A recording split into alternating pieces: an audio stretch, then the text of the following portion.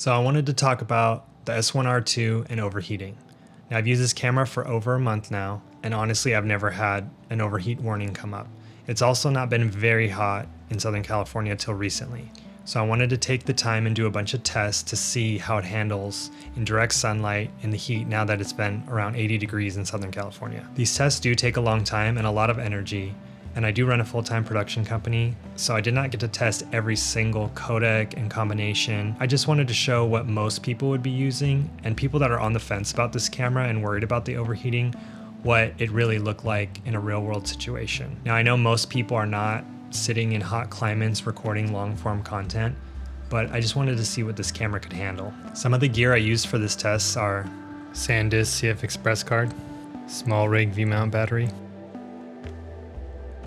Kingston portable SSD, Condor blue dummy battery, some random camera fan I got on Amazon, a temperature gauge, and a thermal temperature scanner. Some of the higher frame rates I know do overheat pretty quickly. There's a ton of tests on YouTube, and I didn't want to hash over tests that everyone else was already doing. And I kind of feel like those tests would be the first ones to be tested. So I mainly stuck with 24 frames and 60 frames a second in 4K with different combinations of an external fan, an external battery, an SSD. So here's my unscientific results. So we finally got some hot, consistent weather. This first test was 75 degrees in the morning. You could see the whole camera body got to like 115, which is pretty crazy. Even though the ambient temperature is 75, I got it completely rigged up with all the bells and whistles to cool it down. And the body itself was 113 at the end. For this next test, I wanted to test 60 frames a second, and it did not last that long, even with everything that I had on it. Obviously, you can see it was pretty hot.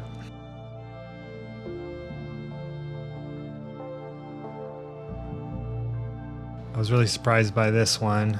It was still really hot in the sun, but just the external battery and the fan, this thing ran for over an hour. I didn't want to waste time testing it for how many hours it would go, so I ended the test at an hour, but I'm pretty confident it can go longer. This next test was without the fan and just the dummy battery and the CF Express card. And it did not last very long at all. Total of 19 minutes.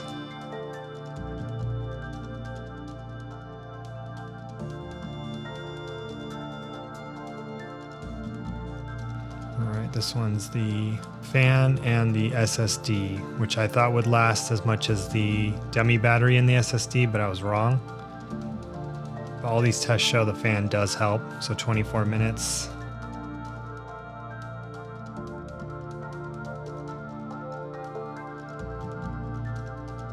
And here's an example without the fan and the SSD. I show a little clip of what the camera's seeing. You can't really see the screen because of how bright it was that day, and I could not find an angle to put it in where it wasn't that bright. When I first bought this camera, we did have a day that was 80 degrees, and I got the camera to overheat before my first shoot, testing it outside. And I realized that I might need something to cool the camera down. And so I went out and bought a small rig camera fan, but unfortunately it was more made for just the flip screen and not the tilt flip screen. Luckily, someone online suggested this tiny little camera fan that fits on a tilt screen, and it's really been the MVP of the test for me. I was really surprised what a difference that fan had made.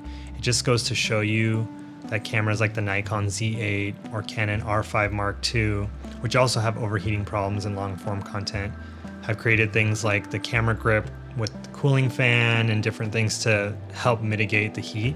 Seeing as all these cameras are a little smaller, I know the Nikon Z8 can last a little longer in heat, but it also has a bigger body. It makes sense why a camera like the Canon R5 Mark II would have a cooling fan attachment you can buy, or the Nikon Z8 with a thicker body to help with heat, but they both overheat regardless.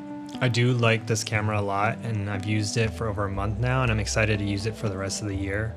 Just between upgrades like false color, better autofocus, better IBIS, amazing colors, great shadow retention, and a lot of color fidelity in low light, I really like this camera. Do I think it's for everyone? Not really. I think if you're doing a lot of long form content in really hot climates, such as shooting weddings in Australia all the time, or doing a lot of talking heads in the desert in direct sun, it's probably not the camera for you unless you want to rig it up. I personally don't mind using it for events and rigging it up. I don't find myself shooting in direct sun for more than an hour at a shoot. And based off these tests and combinations of thermal management I've tried, I really feel I could make it work for those productions. I feel like some of the thermal issues could be helped with a firmware update. I would also love to see an update for an overheating timer.